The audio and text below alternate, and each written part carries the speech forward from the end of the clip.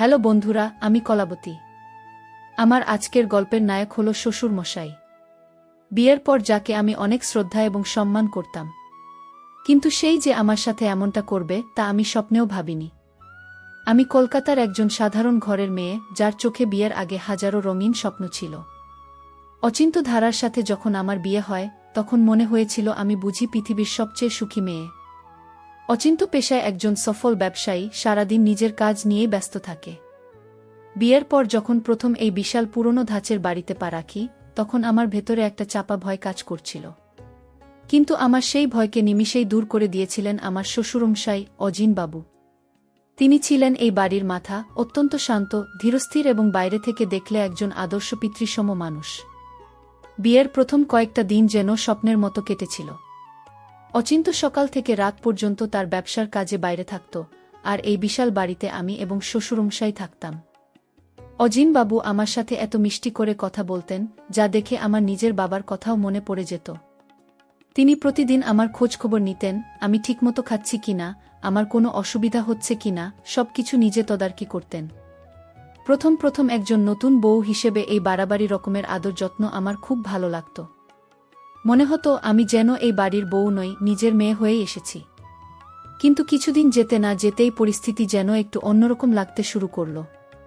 আমি লক্ষ্য করলাম শ্বশুরমশাই আমার সাথে কথা বলার সময় প্রয়োজনের চেয়ে অনেক বেশি সময় ব্যয় করছেন। অচিন্ত বাড়ি ফিরলে তিনি যতটা না উৎসাহ দেখাতেন, আমার সাথে সময় কাটাতে তিনি তার চেয়ে অনেক বেশি আনন্দ পেতেন। তার কথার সুরগুলো ছিল মাত্রাতিরিক্ত মিষ্টি, যা কখনো কখনো আমার কাছে কেমন যেন কৃত্রিম বলে মনে হতো। তিনি প্রায়ই আমাকে নানা রকম দামি উপহার দিতেন, যেগুলো অচিন্তরও অজানা থাকত। আমি অচিন্তকে মাঝে মাঝে এই অতিরিক্ত স্নেহের কথা বলতাম, কিন্তু সে হেসে উড়িয়ে দিত। অচিন্ত বলতো, বাবা তোমাকে নিজের মেয়ের মতো ভালোবাসেন, তাই এমন করেন, এতে চিন্তার কিছু নেই। কিন্তু মেয়েদের একটা নিজস্ব প্রবৃত্তি থাকে, একটা ষষ্ঠ ইন্দ্রিয় থাকে। আমার সেই ষষ্ঠ ইন্দ্রিয় আমাকে বারবার সতর্ক করছিল যে এই মিষ্টি কথার আড়ালে কোথাও একটা অস্বাভাবিকতা লুকিয়ে আছে। অজিন বাবুর চোখের দৃষ্টি মাঝে মাঝেই আমার উপর এমনভাবে নিবদ্ধ থাকত, যা আমাকে অস্বস্তিতে ফেলে দিত।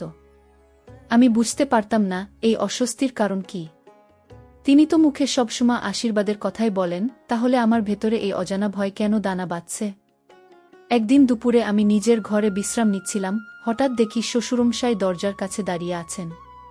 তিনি খুব মোলায়েম স্বরে আমাকে বললেন যে তার একটু গল্প করতে ইচ্ছে করছে। আমি ভদ্রতার খাতিরে তাকে বসতে বললাম, কিন্তু আমার বুকের ভেতরটা তখন অদ্ভুত এক অজানা আতঙ্কে কাঁপছিল। তার কথাবার্তার মধ্যে কোনো অশালীনতা ছিল না, কিন্তু তার আচরণে একটা অদ্ভুত অধিকারবোধ ছিল, যা একজন শ্বশুরের তার ছেলের বউয়ের প্রতি থাকাটা স্বাভাবিক নয়। তিনি আমার পরিবারের আর্থিক অবস্থা, আমার বাবার সম্পত্তির পরিমাণ নিয়ে এমনভাবে খুঁটিয়ে খুঁটিয়ে প্রশ্ন করতেন, যেন এসব জানা তার জন্য খুব জরুরি। আমি অত্যন্ত সাবধানে তার প্রশ্নগুলোর উত্তর দিতাম। কিন্তু তার সেই মিষ্টি হাসির আড়ালে লুকিয়ে থাকা আসল উদ্দেশ্যটা আমি তখনও বিন্দুমাত্র আঁচ করতে পারিনি। আমি নিজেকে বোঝাতাম, হয়তো আমিই বেশি ভাবছি। হয়তো শহরের ব্যস্ত জীবনের পর একজন নিঃসঙ্গ বৃদ্ধ মানুষ একটু সঙ্গ চাইছেন। কিন্তু রাতের বেলা যখন আমি একা থাকতাম, তখন অজিন বাবুর সেই অদ্ভুত দৃষ্টি আমার চোখের সামনে ভেসে উঠত। আমার মনে হতো এই বিশাল বাড়ির দেয়ালগুলো যেন আমাকে চারপাশ থেকে চেপে ধরছে। একটা অদৃশ্য জাল যেন ধীরে ধীরে আমাকে ঘিরে ফেলছে, আর আমি সেই জালের কেন্দ্রে বসে থাকা এক অসহায় শিকার। এইভাবেই দিনের পর দিন কাটতে লাগল। আমার মনের ভেতরে জমা হওয়া সন্দেহগুলো কাউকে বলতে পারছিলাম না, কারণ বাইরে থেকে দেখলে অজিন বাবু একজন নিখুঁত, স্নেহশীল শ্বশুর। কিন্তু আমার অবচেতন মন আমাকে বারবার বলছিল, একটা বড়স্ট ঝড় আসতে চলেছে। আর সেই ঝড়ের পূর্বাভাস লুকিয়ে আছে আমার শ্বশুরমশাইয়ের ওই অতিরিক্ত মিষ্টি কথা আর রহস্যময় দৃষ্টির গভীরে। সময় গড়ানোর সাথে সাথে অজিন বাবুর আচরণের সূক্ষ্ম পরিবর্তনগুলো আমার কাছে আরও স্পষ্ট হতে শুরু করল। তিনি এমন এক মানসিক খেলা শুরু করেছিলেন, যার জাল থেকে বেরিয়ে আসা আমার পক্ষে অসম্ভব হয়ে দাঁড়াচ্ছিল। তিনি খুব সন্তর্পণে আমার এবং অচিন্তর মাঝে ছোট ছোট ভুল বোঝাবুঝি তৈরি করতে শুরু করলেন। অচিন্ত যখন রাতে ক্লান্ত হয়ে ফিরত, তখন অজিন বাবু তাকে এমনভাবে আমার বিরুদ্ধে ছোটখাটো অভিযোগ করতেন, যা শুনে মনে হতো তিনি আমার ভালোর জন্যই বলছেন। কিন্তু এর ফলে অচিন্তর সাথে আমার দূরত্ব ধীরে ধীরে বাড়তে শুরু করল। আমি মানসিক শান্তির জন্য প্রায়ই আমার মায়ের সাথে ফোনে কথা বলতাম। একদিন দুপুরে আমি আমার মায়ের কাছে অচিন্তর সময় না দেওয়া এবং সংসারের এই দমবন্ধ করা পরিবেশ নিয়ে একটু অভিমান করে কাঁদছিলাম। আমি জানতাম না যে অজিন বাবু দরজার আড়ালে দাঁড়িয়ে আমার সেই ব্যক্তিগত কথাগুলো তার মোবাইল ফোনে রেকর্ড করে নিচ্ছেন। তিনি আমার কান্নার এবং অভিযোগের সেই অংশটুকুই শুধু রেকর্ড করেছিলেন, যা শুনলে মনে হবে আমি আমার স্বামীর চরিত্র হনন করছি এবং সংসার ভাঙতে চাইছি। দিন দুয়েক পর অচিন্ত যখন অফিসে, তখন অজিন বাবু আমাকে তার ঘরে ডাকলেন। তার চেহারায় সেই চিরপরিচিত মিষ্টি হাসি, কিন্তু চোখের দৃষ্টি ছিল শিকারী বাজের মতো তীক্ষ্ণ। তিনি খুব শান্ত গলায় আমাকে সেই অডিও রেকর্ডিংটা শোনালেন। আমার পায়ের নিচ থেকে যেন মাটি সরে গেল। আমি হতবাক হয়ে গেলাম তার এই জঘন্য মানসিকতায়। তিনি খুব মোলায়েম স্বরে বললেন, এই অডিওটা যদি অচিন্ত শোনে, তবে সে আমাকে এক মুহূর্ত এই বাড়িতে রাখবে না। তিনি আমাকে বোঝাতে চাইলেন যে তিনি আমার সংসার ভাঙতে চান না, বরং বাঁচাতে চান। আর এর জন্য আমাকে একটি ছোট কাজ করতে হবে। তিনি জানালেন তার ব্যবসায়িক একটা জরুরি কাজের জন্য নগদ কিছু টাকার খুব প্রয়োজন। তিনি অচিন্তকে বলতে পারছেন না, তাই আমাকে আমার বাবার কাছ থেকে কিছু টাকা এনে দিতে হবে। তিনি কথা দিলেন কয়েক মাসের মধ্যেই টাকাটা তিনি ফেরত দিয়ে দেবেন এবং ওই রেকর্ডিংটাও মুছে ফেলবেন। আমি ভয়ে, আতঙ্কে এবং সংসার টিকিয়ে রাখার স্বার্থে তার এই ফাঁদে পা দিতে বাধ্য হলাম। আমি আমার বাবার কাছে নানা রকম মিথ্যে অজুহাত দিয়ে বেশ বড় অঙ্কের একটা টাকা এনে অজিন বাবুর হাতে তুলে দিলাম। টাকাটা পাওয়ার পর তার চোখে মুখে যে একটা অদ্ভুত তৃপ্তির ঝিলিক দেখেছিলাম, তা আমাকে শিউরে তুলেছিল। তিনি আমার মাথায় হাত রেখে আশীর্বাদ করলেন এবং বললেন, তুমি এই বাড়ির লক্ষ্মী। কিন্তু আমি জানতাম আমি লক্ষ্মী নই, আমি হলাম তার পাতা ফাঁদে আটকে পড়া এক অসহায় বন্দী। টাকা দেওয়ার পর কিছুদিন পরিবেশ বেশ শান্ত ছিল। অজিন বাবু আগের চেয়েও বেশি মিষ্টি আচরণ করতে শুরু করলেন। কিন্তু আমার ভেতরের অস্বস্তিটা যেন বহুগুণ বেড়ে গেল। তার এই মিষ্টি কথার আড়ালে যে একটা ভয়ঙ্কর ব্ল্যাকমেইলার লুকিয়ে আছে, তা ভেবেই আমার রাতে ঘুম হতো না। আমি অচিন্তকে কিছু বলতে পারছিলাম না, কারণ সে তার বাবাকে অন্ধের মতো বিশ্বাস করে। আমার মনে হচ্ছিল আমি যেন একটা জীবন্ত আগ্নেয়গিরির উপর বসে আছি, যা যে কোনো সময় বিস্ফোরিত হতে পারে। আমি লক্ষ্য করতে শুরু করলাম, অজিন বাবু মাঝে মাঝেই আমার দিকে এক অদ্ভুত দৃষ্টিতে তাকিয়ে থাকেন। তিনি আমার গয়না, আমার দামি শাড়িগুলোর দিকে তাকিয়ে কেমন যেন একটা ঘোরের মধ্যে চলে যেতেন। আমি তার এই দৃষ্টিকে ভুল বুঝতে শুরু করলাম। আমার মনে হতে লাগলো হয়তো এই বয়স্ক লোকটির আমার প্রতি কোনো বাজে মানসিকতা তৈরি হয়েছে। এই চিন্তাই আমাকে ভেতর থেকে কুড়ে কুড়ে খেতে লাগল। একজন নারীর কাছে এর চেয়ে ভয়ঙ্কর পরিস্থিতি আর কি হতে পারে? আমি নিজেকে গুটিয়ে নিতে শুরু করলাম। শ্বশুরমশাইয়ের আশেপাশে যাওয়া বন্ধ করে দিলাম। কিন্তু তিনি কোনো না কোনো অজুহাতে আমার কাছে আসতেনই। তার সেই অতিরিক্ত যত্ন, সেই মিষ্টি কথা, সবকিছুই আমার কাছে একটা বিকৃত মানসিকতার প্রকাশ বলে মনে হতে লাগল। আমি বুঝতেই পারছিলাম না তিনি আসলে আমার কাছ থেকে কি চান। তার এই রহস্যময় আচরণের শেষ কোথায়? আমি কি সারা জীবন এভাবেই ব্ল্যাকমেইলের শিকার হয়ে বাঁচব? বাবার কাছ থেকে টাকা এনে দেওয়ার পর আমি ভেবেছিলাম হয়তো এবার আমি কিছুটা শান্তি পাব। হয়তো অজিন বাবু তার কথা রাখবেন। কিন্তু মানুষের লোভ একবার প্রশ্রয় পেলে তা যে কতটা ভয়ঙ্কর রূপ নিতে পারে, তা আমি নিজের চোখে দেখতে শুরু করলাম। কিছুদিন যেতে না যেতেই অজিন বাবুর সেই পুরনো রূপ আবার ফিরে এলো। এবার তার দাবির মাত্রা আরও বেড়ে গেল, আর সাথে বেড়ে গেল তার সেই অদ্ভুত, অস্বস্তিকর আচরণ। একদিন তিনি আমাকে বললেন যে ব্যবসায় আবার একটা বড় ক্ষতি হয়ে গেছে এবং তার আরও টাকার প্রয়োজন। আমি যখন পরিষ্কার জানিয়ে দিলাম যে আমার বাবার পক্ষে আর টাকা দেওয়া সম্ভব নয়, তখন তার সেই মিষ্টি মুখোশটা একটু একটু করে খসতে শুরু করল। তিনি আবার আমাকে সেই অডিও রেকর্ডিংটার কথা মনে করিয়ে দিলেন। সাথে এও বললেন যে অচিন্তর কানে তিনি এমন কিছু কথা তুলেছেন, যার ফলে অচিন্ত এখন আমাকে খুব একটা বিশ্বাস করে না। আমি বুঝতে পারলাম তিনি আমাকে চারপাশ থেকে ঘিরে ফেলেছেন। বাধ্য হয়ে আমাকে আবার বাবার দ্বারস্থ হতে হলো। বাবা অনেক কষ্ট করে তার জমানো কিছু টাকা আমাকে দিলেন। এই টাকাটা অজিন বাবুর হাতে দেওয়ার সময় আমার হাত কাঁপছিল। আমি তাকে জিজ্ঞাসা করেছিলাম এই ধার তিনি কবে শোধ করবেন। প্রশ্নের উত্তরে তিনি এমন একটা কুৎসিত হাসি হেসেছিলেন, যা আমি আজও ভুলতে পারিনি। তিনি বলেছিলেন, বৌমা, নিজের পরিবারের মধ্যে আবার ধারের কি হিসাব? তোমার বাবার টাকা তো আমারই টাকা। টাকা পাওয়ার পর তার আচরণে এক অদ্ভুত পরিবর্তন এলো। তিনি এখন আমার সাথে আরও বেশি সময় কাটানোর চেষ্টা করতে লাগলেন। তিনি প্রায়ই আমার ঘরের দরজার সামনে ঘোরাঘুরি করতেন। আমি যখন সাজগোজ করতাম তিনি তখন অদ্ভুতভাবে আমার দিকে তাকিয়ে থাকতেন। আমার পরনের দামি শাড়ি বা গলার সোনার চেইনের দিকে তিনি এমনভাবে তাকাতেন যা আমাকে চরম অস্বস্তিতে ফেলে দিত। আমি নিশ্চিত হয়ে যাচ্ছিলাম যে এই লোকটির আমার প্রতি একটা জঘন্য উদ্দেশ্য রয়েছে। তার এই আচরণগুলো আমি কিছুতেই মেনে নিতে পারছিলাম না। আমি ভয়ে সিটিয়ে থাকতাম। অচিন্তকে এই কথাগুলো বলার সাহস আমার ছিল না, কারণ আমি জানতাম সে বিশ্বাস করবে না। আর অজিন বাবু খুব ভালো করেই জানতেন যে আমি কতটা অসহায়। তিনি আমার এই অসহায়ত্বের পুরো সুযোগ নিচ্ছিলেন। তিনি সবার সামনে আমার সাথে এমন ব্যবহার করতেন যেন আমি তার চোখের মণি, কিন্তু আড়ালে তিনি ছিলেন এক নির্দোষ শোষক। আমি ধীরে ধীরে মানসিক অবসাদের শিকার হতে শুরু করলাম। রাতের পর রাত আমার ঘুম হতো না। একটু পায়ের শব্দ পেলেই আমি ভয়ে চমকে উঠতাম। আমার নিজের অস্তিত্ব, আমার সম্মান, সবকিছুই যেন এই লোকটার কাছে জিম্মি হয়ে পড়েছিল। আমি বুঝতে পারছিলাম না একটা মানুষ এত নিপুণভাবে কিভাবে অভিনয় করতে পারে। সংসারে আমার গুরুত্ব ধীরে ধীরে কমতে শুরু করল। অজিন বাবু অত্যন্ত সুকৌশলে অচিন্তর মন থেকে আমার প্রতি ভালোবাসা আর বিশ্বাস মুছে দিচ্ছিলেন। তিনি অচিন্তকে বোঝাতেন যে আমি নাকি বাবার বাড়ির অহংকারে মাটিতে পা ফেলি না। অচিন্তও তার বাবার কথায় অন্ধ হয়ে আমার সাথে রুক্ষ ব্যবহার করতে শুরু করল। আমি যেন এই বাড়িতে একটা অবাঞ্ছিত মানুষে পরিণত হলাম। এই চরম সংকটময় মুহূর্তে আমি সম্পূর্ণ একা হয়ে পড়লাম। আমার মনে হতে লাগল আমার জীবনটা একটা গোলকধাঁধায় আটকে গেছে। অজিন বাবুর ওই রহস্যময় দৃষ্টি, তার মিষ্টি কথার আড়ালে লুকিয়ে থাকা বিষ, আর আমার স্বামীর অন্ধত্ব, সবকিছু মিলিয়ে আমার জীবনটা একটা নরকে পরিণত হল। কিন্তু আমি জানতাম না রহস্যের এই কালো মেঘ খুব শীঘ্রই একটা প্রলয়ঙ্করী ঝড়ে রূপান্তরিত হতে চলেছে। আমার বাবার বাড়ি থেকে টাকা আনার পথ যখন পুরোপুরি বন্ধ হয়ে গেল, তখন অজিন বাবুর আসল ভয়ঙ্কর রূপটা আমার সামনে উন্মোচিত হল। তিনি বুঝতে পারলেন আমাকে ভয় দেখিয়ে আর কোনো আর্থিক লাভ হবে না। তাই তার সেই মিষ্টি কথা, সেই অতিরিক্ত যত্ন, সবকিছু রাতারাতি উধাও হয়ে গেল। তার জায়গায় নেমে এলো এক চরম মানসিক নির্যাতন। তিনি এখন আর আমাকে আড়ালে ব্ল্যাকমেইল করতেন না, বরং সবার সামনে আমাকে ছোট করার কোনো সুযোগই ছাড়তেন না।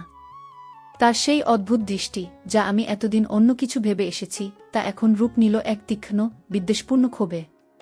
তিনি আমার চলাফেরা, আমার পোশাক পরিচ্ছদ, সবকিছু নিয়েই কটূক্তি করতে শুরু করলেন। তিনি প্রায়ই বলতেন যে বাড়ির মেয়ে বাবার বাড়ি থেকে একটা কানাকড়িও আনতে পারে না, তার আবার এত সাজগোজ কিসের। তার এই কথাগুলো তীরের মতো আমার বুকে বিঁধত। আমি বুঝতে পারলাম তার রাগের আসল কারণ আমার কোনো আচরণ নয়, বরং টাকা আসা বন্ধ হয়ে যাওয়া। অচিন্তর সাথে আমার সম্পর্ক ততদিনে তলানিতে এসে ঠেকেছে। অজিন বাবু অত্যন্ত চতুরতার সাথে সেই অডিও রেকর্ডিংয়ের একটা অংশ অচিন্তকে শুনিয়েছিলেন। তিনি অচিন্তকে বুঝিয়েছিলেন যে আমি তাকে এবং তার পরিবারকে সম্মান করি না এবং আমি যে কোনো সময় এই সংসার ছেড়ে চলে যেতে পারি। অচিন্ত, যে তার বাবাকে দেবতার মতো মানত, সে কোনো কিছু যাচাই না করেই আমাকে ভুল বুঝল। সে আমার সাথে কথা বলা প্রায় বন্ধই করে দিল। আমি এখন এই বিশাল বাড়িতে একটা ছায়ার মতো বেঁচেছিলাম। কেউ আমার সাথে কথা বলতো না, কেউ আমার খোঁজ নিত না। কিন্তু অজিন বাবুর নজরদারি সব সময় আমার উপর বজায় থাকত। তিনি আমাকে মানসিকভাবে পুরোপুরি ভেঙে ফেলার সিদ্ধান্ত নিয়েছিলেন। তিনি এমন একটা পরিবেশ তৈরি করেছিলেন যেখানে আমি নিজেই নিজেকে অপরাধী ভাবতে শুরু করি। আমি মাঝে মাঝেই ভাবতাম, এই লোকটার মনে আসলে কি আছে? কেন তিনি আমার সাথে এমন অমানবিক আচরণ করছেন? আমি তো তার কোনো ক্ষতি করিনি। আমি নিজেকে বোঝাতাম, হয়তো আমার ভাগ্যেই এমনটা লেখা ছিল। কিন্তু কোনো একজন মানুষের লোভ যে কতটা ভয়ঙ্কর হতে পারে, তা আমি অজিন বাবুকে না দেখলে বিশ্বাস করতে পারতাম না। তিনি আমাকে সামাজিকভাবেও কোণঠাসা করার চেষ্টা করতে লাগলেন। আত্মীয় স্বজন বা প্রতিবেশীরা বাড়িতে এলে তিনি তাদের সামনে আমাকে এমনভাবে উপস্থাপন করতেন যেন আমি একজন চরম অবাধ্য মেয়ে। তিনি নিজের চোখে জল এনে এমনভাবে অভিনয় করতেন যা দেখে যে কেউ বিশ্বাস করবে যে তিনি একজন অসহায় বৃদ্ধ। তার এই নিপুণ অভিনয়ের কাছে আমার সত্যগুলো বারবার হেরে যেত। আমি বুঝতে পারছিলাম তিনি আমাকে এই বাড়ি থেকে তাড়িয়ে দেওয়ার একটা শক্ত গ্রাউন্ড তৈরি করছেন। তিনি চাইছেন আমি যেন নিজেই অতিষ্ঠ হয়ে এই বাড়ি ছেড়ে চলে যাই, যাতে তিনি অচিন্তর আবার বিয়ে দিয়ে নতুন করে মোটা অঙ্কের যৌতুক আদায় করতে পারেন। এই চিন্তাটা মাথায় আসতেই আমার সারা শরীর শিউরে উঠল। আমি বুঝতে পারলাম আমি একজন ধূর্ত, লোভী অপরাধীর সাথে লড়াই করছি। আমার পায়ের তলার মাটি তখন সম্পূর্ণ সরে গেছে। আমি জানতাম না কার কাছে গেলে বিচার পাব। আমার বাবা মাকেও আমি আর কোনো দুশ্চিন্তায় ফেলতে চাইনি। আমি একা এই অন্ধকার সুডঙ্গের মধ্যে পথ হাতড়াচ্ছিলাম। আমার সামনে শুধু একটা শূন্যতা। অজিন বাবুর ওই ভয়ঙ্কর চক্রান্তের জাল থেকে বের হওয়ার কোনো রাস্তাই আমি দেখতে পাচ্ছিলাম না। পরিস্থিতি এমন একটা পর্যায়ে পৌঁছালো যেখানে দমবন্ধ করে সহ্য করা ছাড়া আমার আর কোনো উপায় ছিল না। বাড়ির ভেতরের এই নীরব যুদ্ধটা এবার প্রকাশ্যে রূপ নিতে শুরু করল। একদিন ডাইনিং টেবিলে সবার সামনে তিনি অত্যন্ত শান্ত গলায় এমন কিছু কথা বললেন যা আমার আত্মসম্মানে চরমভাবে আঘাত করল। তিনি অচিন্তকে উদ্দেশ্য করে বললেন যে আজকালকার মেয়েদের কোনো পারিবারিক শিক্ষা নেই, এরা শুধু ভাঙতে জানে, গড়তে জানে না। আমি আর নিজেকে ধরে রাখতে পারলাম না। আমি প্রথমবার তার চোখের দিকে তাকিয়ে প্রতিবাদ করলাম। আমি বললাম, আপনার লোভ আর মানসিকতার জন্যই আজ এই সংসারের এই অবস্থা। আমার এই একটা কথাই যেন বারুদের স্তূপে আগুন লাগিয়ে দিল। অজিন বাবু বুকে হাত দিয়ে এমন একটা ভাব করলেন যে আমার কথায় তার হৃদয়ে গভীর আঘাত লেগেছে।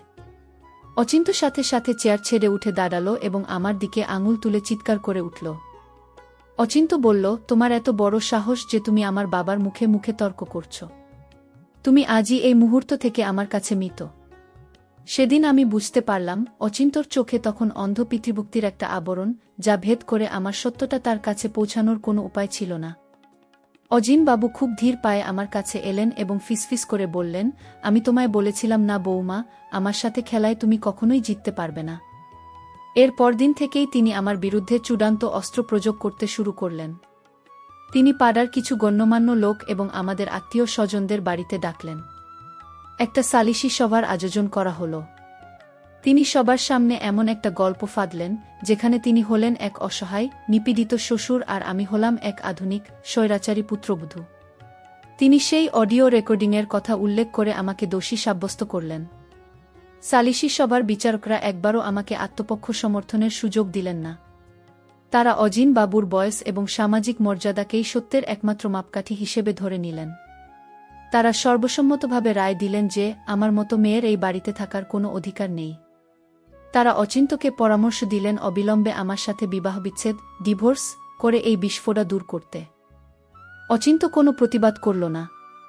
সে মাথা নিচু করে তাদের রায় মেনে নিল। আমার বুকের ভেতরটা যেন দুমড়ে মুচড়ে গেল। রায় ঘোষণার পর অজিন বাবু আমার দিকে তাকিয়ে একটা বিজয়ের হাসি হাসলেন। আমি আর এক মুহূর্ত সেখানে দাঁড়ালাম না। আমি সোজা নিজের ঘরে চলে এলাম। আমি শুধু যান্ত্রিকভাবে আমার জামাকাপড় গুছোতে শুরু করলাম। আমি সিদ্ধান্ত নিলাম আমি আর কোনোদিন এই বাড়িতে ফিরে আসব না। আমার সুটকেস গোছানো প্রায় শেষ। আমি দরজা খুলে বের হওয়ার জন্য পা বাড়ালাম। ঠিক সেই মুহূর্তে বাড়ি নিচতলা থেকে একটা বিকট শব্দ ভেসে এলো। মনে হলো ভারী কোনো কিছু আছড়ে পড়েছে মেঝের উপর। সাথে সাথে কাজের লোকের আর্তচিৎকার। আমি সুটকেসটা ফেলে রেখে ছুটে গেলাম নিচে। আমি যখন সিঁড়ি দিয়ে নামলাম তখন যে দৃশ্য দেখলাম তা আমার পুরো পৃথিবীকে যেন থমকে দিল। একটা অকল্পনীয় ঘটনা ঘটে গেছে যা গল্পের মোড় চিরতরে ঘুরিয়ে দিতে চলেছে। সিঁড়ি দিয়ে নেমে দেখি ডাইনিং টেবিলের পাশে মেঝেতে লুটিয়ে পড়ে আছেন অজিন বাবু। তার শরীরটা অদ্ভুতভাবে বেঁকে গেছে, চোখ দুটো উল্টে গেছে এবং মুখ দিয়ে গ্যাজলা বেরোচ্ছে। অচিন্ত পাগলের মতো তার বাবার মাথা কোলে নিয়ে বসে আছে আর চিৎকার করে কাঁদছে। আমরা দ্রুত অ্যাম্বুলেন্স ডেকে তাকে শহরের সবচেয়ে বড় হাসপাতালে নিয়ে গেলাম। ডাক্তার জানালেন অজিন বাবুর একটা ম্যাসিভ স্ট্রোক হয়েছে এবং বাঁচার আশা খুবই ক্ষীণ। পরের কয়েকটা দিন হাসপাতালের ওই সাদা করিডোরেই কেটে গেল। আমাদের ডিভোর্সের কথা, সালিশির রায়, সবকিছু যেন এই বিশাল সংকটের কাছে তুচ্ছ হয়ে গেল। প্রায় এক সপ্তাহ পর একদিন ভোরে নার্স এসে জানালো যে অজিন বাবুর জ্ঞান ফিরেছে এবং তিনি আমাকে দেখতে চাইছেন। অত্যন্ত দ্বিধা এবং ভয় নিয়ে আমি আইসিইউর ভেতরে প্রবেশ করলাম। অহংকার আর দম্ভে ভরা সেই মানুষটি আজ সম্পূর্ণ নিঃস্ব হয়ে বিছানায় শুয়ে আছেন। অজিন বাবু অক্সিজেন মাস্কটা একটু সরিয়ে খুব অস্পষ্ট, ভাঙা গলায় কথা বলতে শুরু করলেন। তিনি অচিন্তকেও ইশারা করলেন কাছে আসতে। এরপর তিনি যা বললেন তা শুনে অচিন্তর চোখে নেমে এলো অবিশ্বাসের অন্ধকার।